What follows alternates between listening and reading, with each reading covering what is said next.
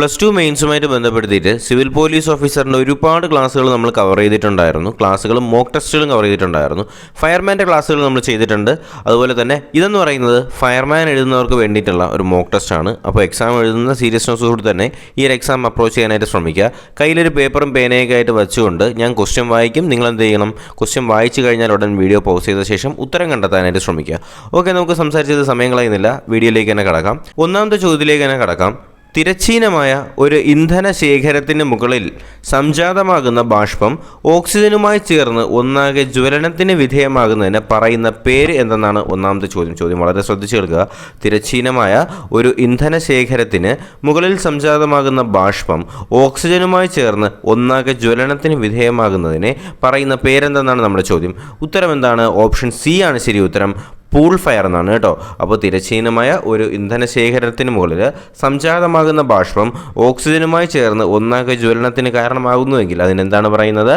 നമ്മൾ pool fire എന്നാണ് പറയുന്നത്. അപ്പോൾ രണ്ടാമത്തെ ചോദ്യത്തിലേക്ക് കടക്കാം. തുടർച്ചയായി ഓരോ ദിശയിലേക്കോ വ്യത്യസ്ത ദിശയിലേക്കോ ഒരു ഉറവിടത്തിൽ നിന്നോ പൈപ്പ് ലൈനിൽ നിന്നോ ശക്തിയായി പുറത്തേക്ക് പ്രവഹിക്കുന്ന ദ്രാവക രൂപത്തിലോ വാതക രൂപത്തിലോ ഉള്ള ഇന്ധനം ജ്വലിക്കുന്നതിനെ പറയുന്ന പേരെന്തെന്നാണ് ചോദ്യം. ഓക്കെ, അപ്പോൾ ചോദ്യം വളരെ ശ്രദ്ധിച്ച് കേൾക്കുക.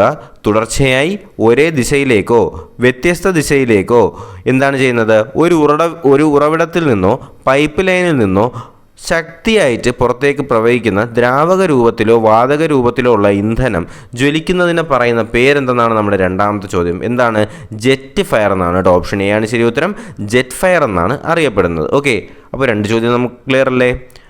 പിന്നെ ഒരു കാര്യം പറയാനുള്ളത്, ഇതുവരെ നിങ്ങളുടെ ചാനൽ സബ്സ്ക്രൈബ് ചെയ്യാതെ ആരെങ്കിലും കാണുന്നുണ്ടെങ്കിൽ തീർച്ചയായിട്ടും ചാനൽ ഇപ്പോൾ തന്നെ സബ്സ്ക്രൈബും ചെയ്യുക, ബെൽ ബട്ടൺ കൂടി എനേബിൾ ചെയ്യുക കേട്ടോ. അതുമാത്രമല്ല, ഫയർമാൻ്റെ ഇനിയും ഇതുപോലുള്ള മോക്ക് ടെസ്റ്റുകൾ വേണമെന്നുള്ളവരെ തീർച്ചയായിട്ടും വീഡിയോയിൽ കമൻറ്റായിട്ട് രേഖപ്പെടുത്താനായിട്ട് മറക്കരുത്. അപ്പോൾ നിങ്ങളുടെ ആവശ്യത്തിനനുസരിച്ച് നമുക്ക് ക്ലാസ്സുകൾ തന്നാൽ പോരും. അപ്പോൾ ആവശ്യമുള്ളവർ എന്ത് ചെയ്യുക?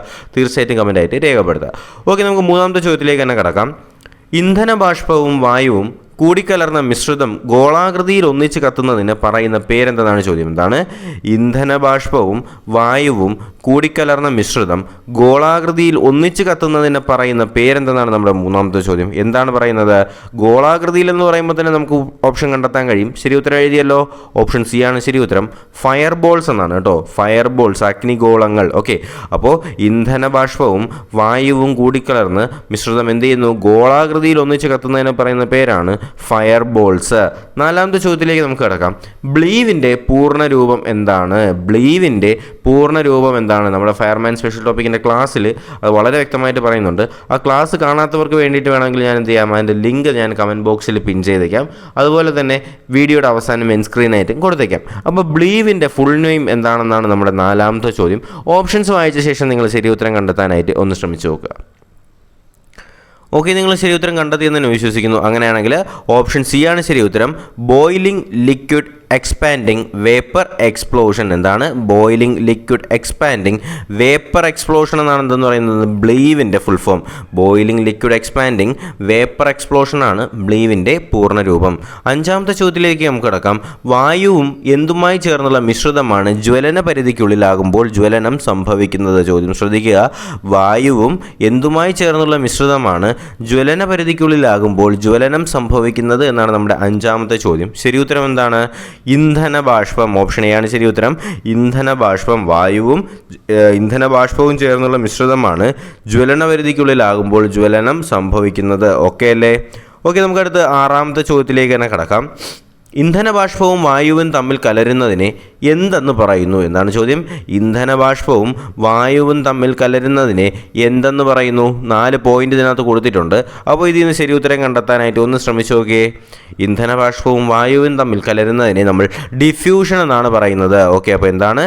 ഇന്ധന ബാഷ്പവും വായുവും തമ്മിൽ കലരുന്നതിന് നമ്മൾ എന്താണ് പറയുന്നത്? ഡിഫ്യൂഷൻ എന്നാണ് പറയുന്നത്. ഓക്കെ അല്ലേ? അടുത്ത നമുക്ക് ഏഴാമത്തെ ചോദ്യത്തിലേക്ക് കടക്കാം. കാർബണേഷ്യസ് ആയിട്ടുള്ള ഖരവസ്തുക്കളിൽ ഉണ്ടാകുന്ന തീപിടുത്തങ്ങൾ അറിയപ്പെടുന്നത് ഏത് പേരിലാണ്? എന്താണ് ചോദ്യം.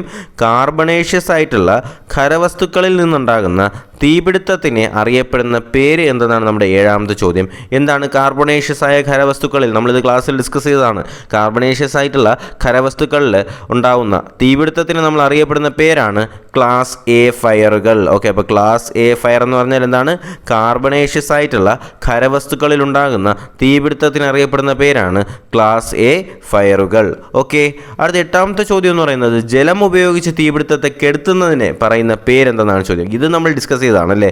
അപ്പോൾ ജലം ഉപയോഗിച്ച് തീപിടുത്തത്തെ കെടുത്തുന്നതിന് പറയുന്ന പേരെന്താണ്? ഓപ്ഷൻസ് വായിച്ച ശേഷം ശരി ഉത്തരം മനസ്സിലാക്കിയോ.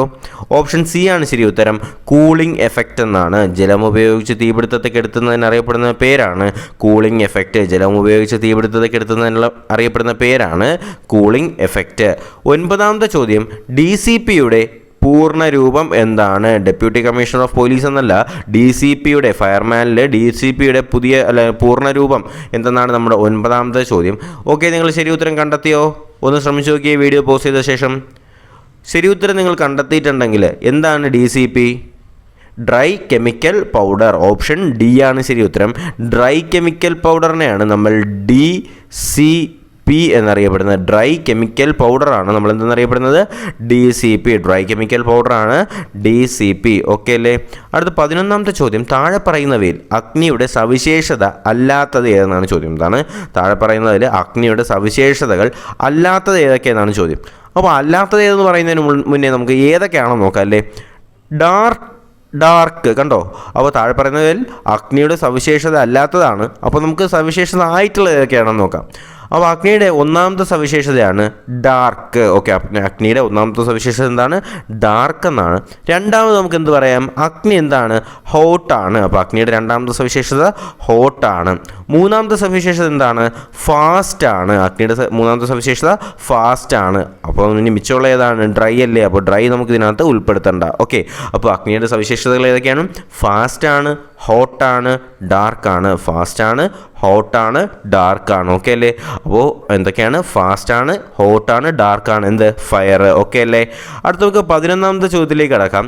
LPGയിൽ ഉണ്ടാകുന്ന തീപിടുത്തത്തെ ശമിപ്പിക്കാൻ വേണ്ടി ഉപയോഗിക്കുന്നത് താഴെ പറയുന്നവയിൽ എന്താണ്? ചോദ്യം വളരെ ശ്രദ്ധിച്ച് കേൾക്കുക. LPGയിൽ ഉണ്ടാകുന്ന തീപിടുത്തത്തെ ശമിപ്പിക്കാൻ വേണ്ടി ഉപയോഗിക്കുന്നത് താഴെ പറയുന്നവയിൽ ഏതാണെന്നാണ് ചോദ്യം. ഓക്കെ, നിങ്ങൾ വളരെ ക്ലിയർ ആയിട്ട് വായിച്ചു നോക്കുക. ശരി ഉത്തരം നിങ്ങൾ മാർക്ക് ചെയ്തിട്ടുണ്ടെങ്കിൽ ഞാൻ പറയുകയാണ്, ഓപ്ഷൻ എ ആണ് ശരി ഉത്തരം. ഹാലോൺ ആണ് കേട്ടോ. അപ്പോൾ ഹാലോൺ ആണ് എന്ത്? LPGയിൽ ഉണ്ടാകുന്ന തീപിടുത്തത്തെ ശമിപ്പിക്കാൻ വേണ്ടി ഉപയോഗിക്കുന്നത് എന്താണ്? ഹാലോൺ ആണ്. LPGയിൽ ഉണ്ടാകുന്ന തീപിടുത്തത്തെ ശമിപ്പിക്കാൻ വേണ്ടി ഉപയോഗിക്കുന്നത് എന്താണ്? ഹാലോൺ ആണ്. LPGയിൽ ഉണ്ടാകുന്ന തീപിടുത്തത്തെ ശമിപ്പിക്കാൻ വേണ്ടി ഉപയോഗിക്കുന്നത് എന്താണ്? ഹാലോൺ ആണെന്ന് അറിഞ്ഞിരിക്കുക. ഓക്കെ അല്ലേ. അടുത്ത 12ാമത്തെ ചോദ്യത്തിലേക്ക് നമുക്ക് കിടക്കാം. ജ്വലന സാധ്യതയുള്ള ലോഹങ്ങളിൽ ഉണ്ടാകുന്ന തീപിടുത്തത്തെ, നമ്മൾ ഇതും വളരെ ഡീറ്റെയിൽ ആയിട്ട് പഠിച്ചതാണ്. ജ്വലന സാധ്യത ഉണ്ടാകുന്ന ലോഹങ്ങളിൽ ഉണ്ടാകുന്ന തീപിടുത്തത്തെ അറിയപ്പെടുന്ന പേരെന്താണ്? ജ്വലന സാധ്യതയുള്ള ലോഹങ്ങളിൽ ഉണ്ടാകുന്ന തീപിടുത്തത്തെ അറിയപ്പെടുന്ന പേരാണ് എന്താണ്? ക്ലാസ് ഡി ഫയറുകൾ. ഓപ്ഷൻ ബി ആണ് ശരി ഉത്തരം. ക്ലാസ് ഡി ഫയറിൻ്റെ പ്രത്യേകത എന്താണ്? ജ്വലന സാധ്യതയുള്ള ലോഹങ്ങളിൽ ഉണ്ടാകുന്ന തീപിടുത്തത്തെ അറിയപ്പെടുന്ന പേരാണ് ക്ലാസ് ഡി ഫയറുകൾ. ജ്വലന സാധ്യതയുള്ള ലോഹങ്ങളിൽ ഉണ്ടാകുന്ന തീപിടുത്തത്തെ അറിയപ്പെടുന്ന പേരെന്താണ്? ക്ലാസ് ഡി ഫയറുകൾ എന്നാണ്. 13ാമത്തെ ചോദ്യം, വളരെ കുറഞ്ഞ സമയത്തിനുള്ളിൽ വളരെയധികം ചൂടും ശബ്ദവും പ്രകാശവും വലിയ മർദ്ദത്തിൽ പുറത്തുവിടുന്നത് അറിയപ്പെടുന്നത് എന്താണ്? ചോദ്യം വളരെ ശ്രദ്ധിച്ചു കേൾക്കുക. വളരെ കുറഞ്ഞ സമയത്തിനുള്ളിൽ വളരെയധികം ചൂടും ശബ്ദവും പ്രകാശവും വലിയ മർദ്ദത്തിൽ പുറത്തുവിടുന്നത് അറിയപ്പെടുന്ന പേരെന്താണ്? ഓപ്ഷൻസ് വായിച്ച ശേഷം നിങ്ങളൊന്ന് ശരി ഉത്തരം കണ്ടെത്താനായിട്ട് ശ്രമിച്ചേ. സിമ്പിളാണല്ലേ. എന്താണ് ഉത്തരം? സ്ഫോടനമാണ്. എന്താണ്? വളരെ കുറഞ്ഞ സമയത്തിനുള്ളിൽ വളരെയധികം ചൂടാണ് ഉണ്ടാകുന്ന ഒരു സ്ഫോടനം ഉണ്ടാകുമ്പോൾ വളരെയധികം ശബ്ദമുണ്ടാകും, വളരെയധികം പ്രകാശമുണ്ടാകും, വലിയ മർദ്ദത്തിലാണ് എന്ത് ചെയ്യുന്നത്? ഇത് പുറത്താവുന്നത്. ഓക്കെ, അപ്പോൾ ഒരു സ്ഫോടനത്തിൻ്റെ പ്രത്യേകത എന്താണ്? വളരെയധികം ചൂടും ശബ്ദവും പ്രകാശവും വലിയ മർദ്ദത്തിൽ പുറത്തുവിടുന്നതിന് അറിയപ്പെടുന്ന പേരാണ് സ്ഫോടനം. ഓക്കെ, അല്ലെങ്കിൽ എക്സ്പ്ലോഷൻ എന്നൊക്കെ പറയും. ഓക്കെ അല്ലേ. അടുത്ത നമുക്ക് 14ാമത്തെ ചോദ്യത്തിലേക്ക് കടക്കാം. താപത്തിൻ്റെ യൂണിറ്റ് എന്താണ്? താപത്തിൻ്റെ യൂണിറ്റ് എന്താണ്? സിമ്പിൾ ക്വസ്റ്റ്യൻ അല്ലേ. താപത്തിൻ്റെ യൂണിറ്റ് എന്താണ്? ജൂളാണ്. ഓപ്ഷൻ എ ആണ് ശരി ഉത്തരം. താപത്തിൻ്റെ യൂണിറ്റ് എന്താണ്? ജൂളാണ് താപത്തിൻ്റെ യൂണിറ്റ്. അടുത്ത് നമ്മുടെ ലാസ്റ്റ് ക്വസ്റ്റ്യൻ 15ാമത്തെ ചോദ്യം. താഴെ പറയുന്നവയിൽ ജ്വലന ത്രികോണത്തിൽ ഉൾപ്പെടാത്തത് ഏതെന്നാണ് ചോദ്യം. താഴെ പറയുന്നവയിൽ ജ്വലന ത്രികോണത്തിൽ ഉൾപ്പെടാത്തത് ഏതെന്നാണ്. ഫയർ ട്രയാങ്കിൾ വളരെ ഇമ്പോർട്ടൻ്റ് ആണ്. നമ്മൾ ഡിസ്കസ് ചെയ്തതാണ് ഫയർ ട്രയാങ്കിൾ, എങ്ങനെയാണ് ഒരു ഫയർ ട്രയാങ്കിൾ ഉണ്ടാവുന്നത് എന്നൊക്കെ നമ്മൾ കഴിഞ്ഞ ക്ലാസ്സിൽ ഡിസ്കസ് ചെയ്തതാണ്. അപ്പോൾ ക്ലാസ് കാണാത്തവർ തീർച്ചയായിട്ടും ക്ലാസ് കാണുക, ലിങ്ക് ഞാൻ കൊടുത്തിട്ടുണ്ട്. അപ്പോൾ ഈ ഫയർ ട്രയാങ്കിളിൽ ഉൾപ്പെടാത്തത് ഏതെന്നാണ് നമ്മുടെ ചോദ്യം. അപ്പോൾ നമുക്ക് നോക്കാം, ഓപ്ഷൻസ് കണ്ടല്ലോ. അങ്ങനെയാണെങ്കിൽ ഫയർ ട്രയാങ്കിളിൽ ഉൾപ്പെടുന്നത് ഏതൊക്കെയാണെന്ന് നോക്കിയാലോ. ഓക്കെ, ഫയർ ട്രയാങ്കിളിൽ ഒരു സൈഡിൽ താപമുണ്ട്, ഒരു സൈഡിൽ ഓക്സിജൻ ഉണ്ട്, ഒരു സൈഡിൽ ഇന്ധനമുണ്ട്. അപ്പോൾ ഒരു ഫയർ ട്രയാങ്കിൾ ഉണ്ടാവുകയാണെങ്കിൽ അതെന്തൊക്കെയുണ്ട്? ഒരു സൈഡിൽ ഹീറ്റ് ഉണ്ട്, അല്ലെങ്കിൽ താപമുണ്ട്. ഒരു സൈഡിൽ എന്താണ്? ഓക്സിജൻ ഉണ്ട്. ഓക്കെ, ഒരു സൈഡിൽ ഓക്സിജൻ ഉണ്ട്. ഒരു സൈഡിൽ എന്താണ്? ഇന്ധനം അല്ലെങ്കിൽ ഫ്യുവൽ. അപ്പോൾ ഇത് മൂന്നും കൂടി ഒരുമിച്ച് വന്നാലേ എന്തുണ്ടാകത്തുള്ളൂ? ഒരു ഫയർ ട്രയാങ്കിൾ രൂപീകരിക്കാനായിട്ട് കഴിയത്തുള്ളൂ. ഓക്കെ അല്ലേ? അപ്പോൾ എങ്ങനെയാണ് ഒരു ഫയർ ട്രയാങ്കിൾ വേണമെങ്കിൽ എന്തൊക്കെ വേണം? താപം വേണം, ഓക്സിജൻ വേണം, ഇന്ധനം വേണം, അല്ലെങ്കിൽ ഹീറ്റ് വേണം, ഓക്സിജൻ വേണം, അതുപോലെ തന്നെ ഫ്യുവൽ വേണം. ഇത് മൂന്നും കൂടി ഉണ്ടെങ്കിൽ ഉണ്ടാകത്തുള്ളൂ? ഒരു ഫയർ അല്ലെങ്കിൽ ഒരു ജ്വലനം അല്ലെങ്കിൽ തീ ഉണ്ടാവുകയുള്ളൂ. ഓക്കെ, അപ്പോൾ ഇതിനെയാണ് നമ്മൾ ഫയർ ട്രയാങ്കിൾ എന്നറിയപ്പെടുന്നത്. അപ്പോൾ ഇതിനകത്ത് ഉൾപ്പെടാത്ത ഏതാണ്? വളരെ സിമ്പിളായിട്ട് നമുക്ക് കണ്ടെത്തിക്കൂടെ? താപം വരുന്നുണ്ട്, ഓക്സിജൻ വരുന്നുണ്ട്, ഇന്ധനം വരുന്നുണ്ട്. അങ്ങനെയാണെങ്കിൽ ഇതിനകത്ത് ഉൾപ്പെടാത്തത് ഏതാണ്? മർദ്ദമാണ് ഇതിനകത്ത് ഉൾപ്പെടാത്തത്. ഓക്കെ, അപ്പോൾ 15 ചോദ്യങ്ങൾ നമ്മൾ കവർ ചെയ്തിട്ടുണ്ട്. അപ്പോൾ ഇനിയും ചോദ്യങ്ങളുണ്ട് നിങ്ങൾക്ക് വേണ്ടിയിട്ട്. അപ്പോൾ അത്രയും ചോദ്യങ്ങൾ ഇനിയും വേണമെന്നുണ്ടെങ്കിൽ തീർച്ചയായിട്ടും നിങ്ങൾ കമൻറ്റായിട്ട് രേഖപ്പെടുത്തും. നിങ്ങളുടെ ആവശ്യത്തിനനുസരിച്ച് ക്ലാസ് നമ്മൾ തരുന്നതായിരിക്കും, മോക്ക് ടെസ്റ്റുകൾ നിങ്ങൾക്ക് തരുന്നതായിരിക്കും. എന്തായാലും ഞാൻ പറഞ്ഞ മറ്റേ ക്ലാസ് കാണാനായിട്ട് മറക്കരുത്. ഇതിൻ്റെ ഫയർമാൻ്റെ ക്ലാസ് കണ്ടിട്ടില്ലാത്തവർ തീർച്ചയായിട്ടും ക്ലാസ് ഒന്ന് കാണുക. ഞാൻ ലിങ്ക് കൊടുത്തേക്കാം. അപ്പോൾ തീർച്ചയായിട്ടും നിങ്ങളുടെ അഭിപ്രായങ്ങളും കമൻറ്റുകളും ഒക്കെ ഞാൻ പ്രതീക്ഷിക്കുന്നു. വീഡിയോ ലൈക്ക് ചെയ്യാതെയും ചാനൽ സബ്സ്ക്രൈബ് ചെയ്യാതെയും കാണുന്നവരുണ്ടെങ്കിൽ അത് ചെയ്യുക. നിങ്ങളുടെ സുഹൃത്തുക്കളിലേക്ക് തീർച്ചയായിട്ടും ഈ വീഡിയോ എത്തിച്ചു കൊടുക്കുക. അപ്പോൾ നമുക്ക് പുതിയൊരു ക്ലാസ് നോട്ടിഫിക്കേഷനൊക്കെ ആയിട്ട് ഉടനെ തന്നെ കാണാം. അതുവരേക്കും എല്ലാവർക്കും ഗുഡ് ബൈ.